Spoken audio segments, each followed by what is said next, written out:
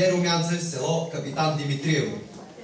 Проектът се осъществява с финансовата подкрепа на Оперативна програма Регионално развитие, съфинансирана от Европейския съюз чрез Европейският фонд за регионално развитие. Никак не беше лесно да се достигне до летен фестивал. Подготовката премина през всички сезони и всички участници преминаха през своята есен, зима и се възродиха през пролетта. И след като участниците в фестивала извървяха своят път през обучение, репетиции и представления, те са готови за старта на мултиетническият фестивал. Сред нас са господин Георги Козарев, кмет на община Пещера, госпожа Анастасия Младенова, председател на Общински съвет в Пещера, господин Стефан Балабанов, заместник кмет, господин Николай Атанасов, заместник кмет, и господин Николай Гълъбов, секретар на община Пещера.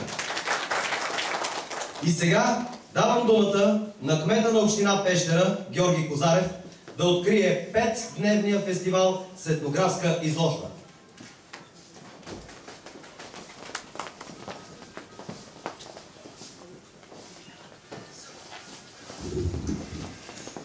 Уважаема госпожо Младенова, уважаеми дами и господа, изключително съм щастлив, че имам възможността и удоволствието да открия втория етнокултурен фестивал, провежда се в нашата община.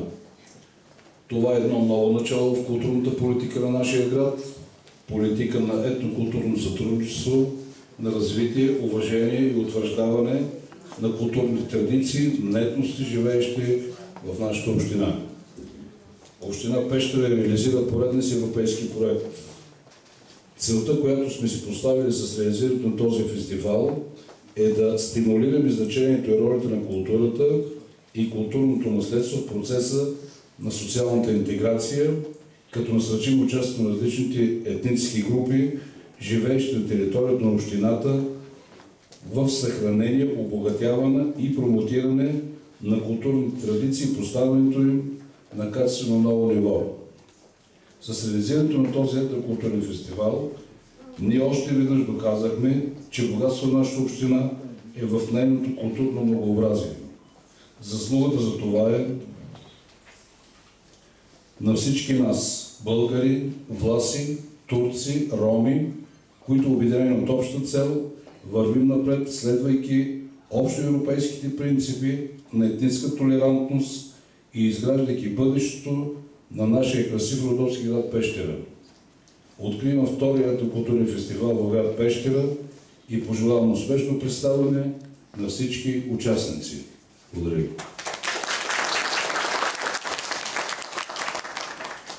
А сега каним гостите да разгледат и подвижната изложба, която ще бъде в залата, където ще бъдат представени занаяти, носи и фолклорни музикални инструменти. Заповядайте. Всичко вече е на ваше разположение, можете да разгледате нормално всичко. Това е циганска носия. Ромско съм. Моля за дефиле. Само за информация да ви кажа, облеклото на ромите в миналите времена се отличавало с пъстрота, обемност и удобство. Характерни за женските носии са многобройните волани и шевици, подчертаващи красотата на жената. Мъжката дреха е била семпла и ненатрапчива, символизираща скромност, мъжко достоинство и авторитет. В кръга на ромските общности винаги са се намират се и до днес способни майстори-шивачи. Освен със своите занаяти, ромите са известни с изключителните си способности в дизайнерския бранш, покоряващ шеф и кройка.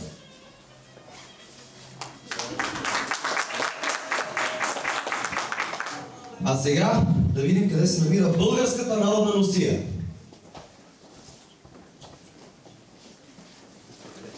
Моля да заповяда на дансинга.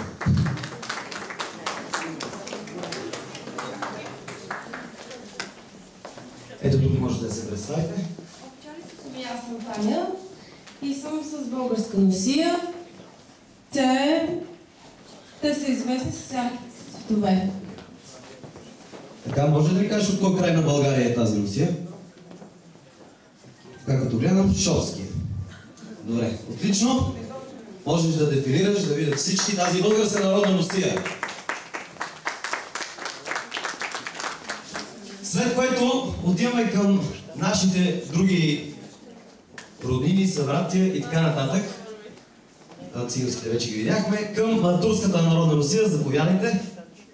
Гръцката. Извинявам се. Към гръцката народна Русия. Гръцките костюми са красивата част на много богата културна история. Те често са украсени с бродерия, материали и цветове често различават за различните области в Гърция.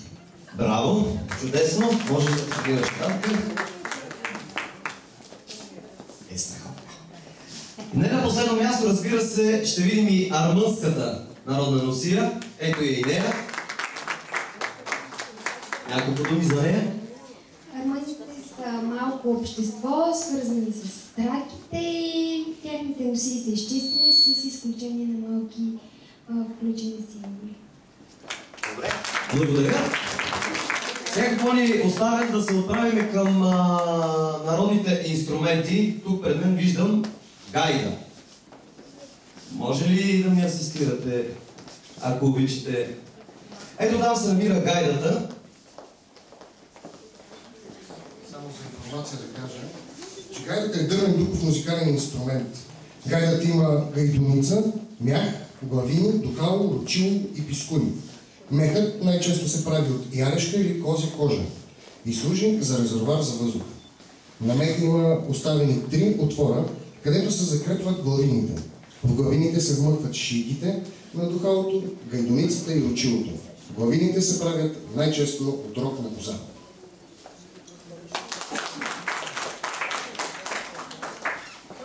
Тук до мен се намира, не до мен, а там срещу мен се намира инструментът бузуки. Може да го покажете. Това е инструментът бузуки. В Гърция инструментът бузуки се е смятал извън закона. Бузуки музиката е била забранена поради естеството и средата, таверни, в която се събирали криминални елементи. Възраждането на този инструмент започва през 60-те години на 20 век, благодарение на гръцкият композитор Микис Теодоракис, който е създал музиката към световно известния филм Зорба Гръкът, Санта Никоим главната роля. Танцът Сиртаки на Теодоракис стана емблема на Гърция. Така, какво още имаме при нас? Имаме един много интересен инструмент, нарича се тамбура. Или тамбура. Македония му казва тамбура.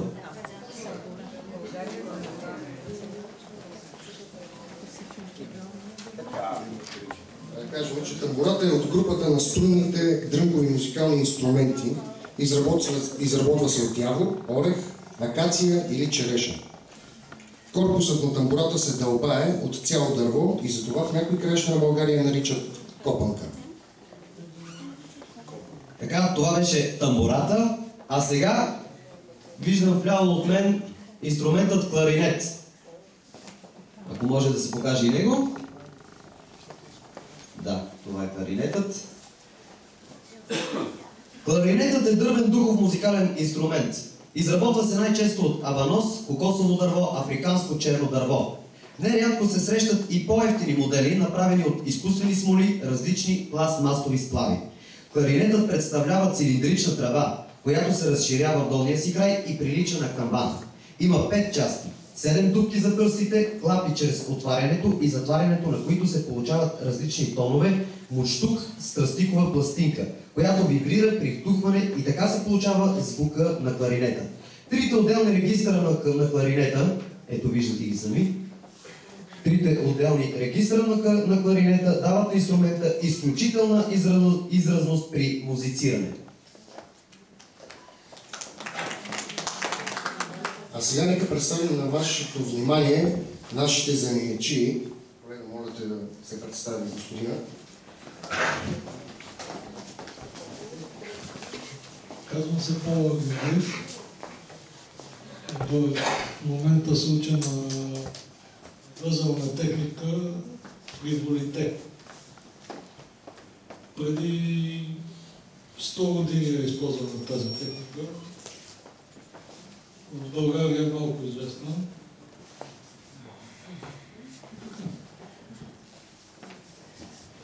Добре, благодаря. Отправяме се към следващият занаятчия. Или занаятчийка по-точно. Моля да се представите и да кажете какво правите тук. Здравейте, казвам се Гинка Исъпчиева, по принцип съм от Велинград и се занимавам с традиционни писани яйца.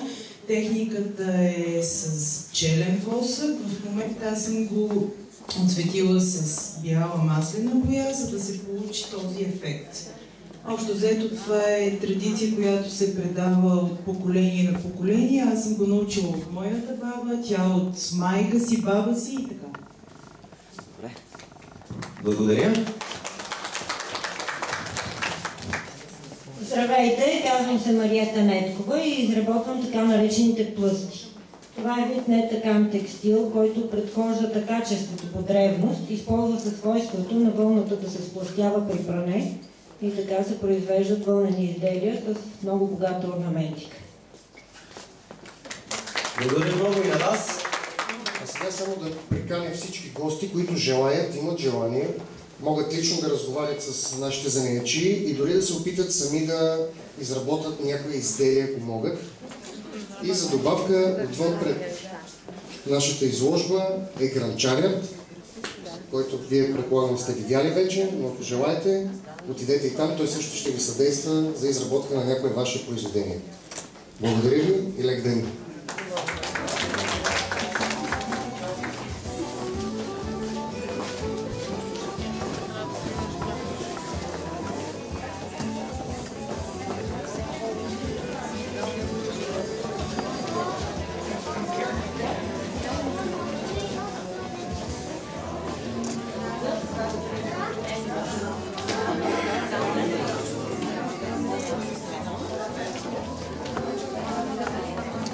Техника върху дървени яйца може ли да се Ако яйцето е Може да работите ли с козина? Не, козината не се сплъстява. Имам предвид тази, която е на козите. Именно козината на козите не се сплъстява, тя няма такова свойство. Защо вкъщи имаме? Козека се каче, след това се валя на валявица, за да може да се покрие с този мът. Значи, а когато се изтече козека, той се зашива като чувал, пуска се в валявицата и тя нали като центрофуга, центропежната сила и изглежда косъмчета и си избрала.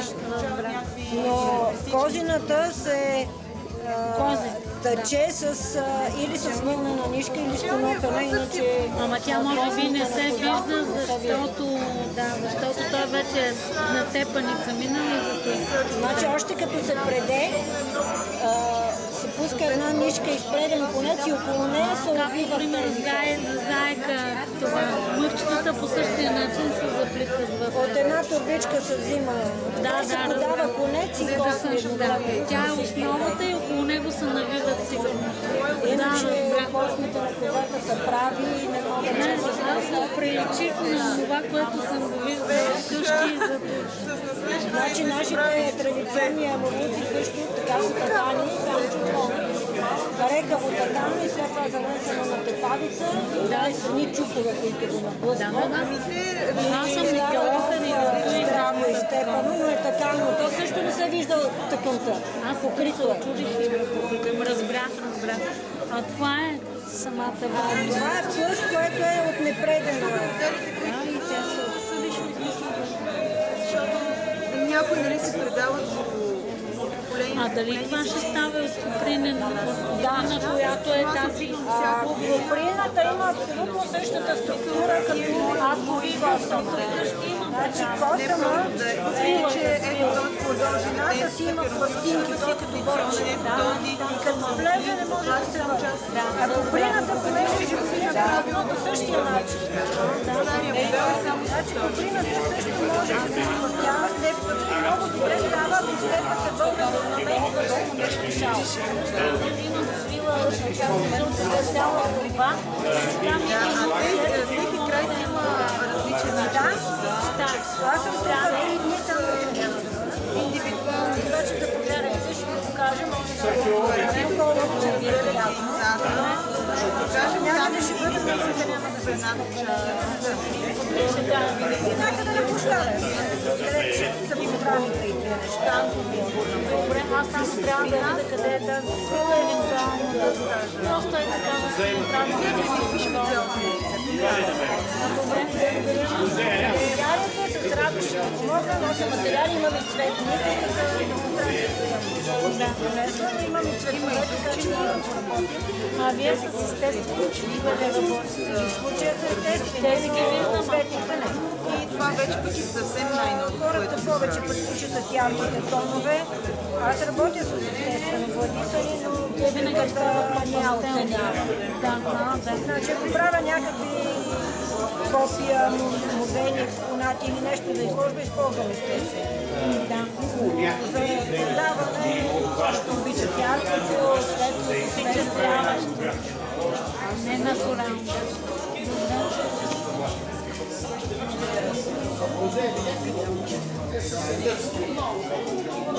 Натискате ли нещо за да пуска или като го допрети, то само си? Сигурно използвате като орнаментика и на животински и от растителни. Има традиционна орнаментика за пръстите, която е с много извивки, които при качеството не могат да се постигнат. Там има вертикални и хоризонтални. Там не могат да. Специално за пръстите се използват повече такива овални форми, които придават на орнамента по-деликатен вид все пак. Както нейните яйцета имат почти овални орнаменти, централния мотив е като едно слънце.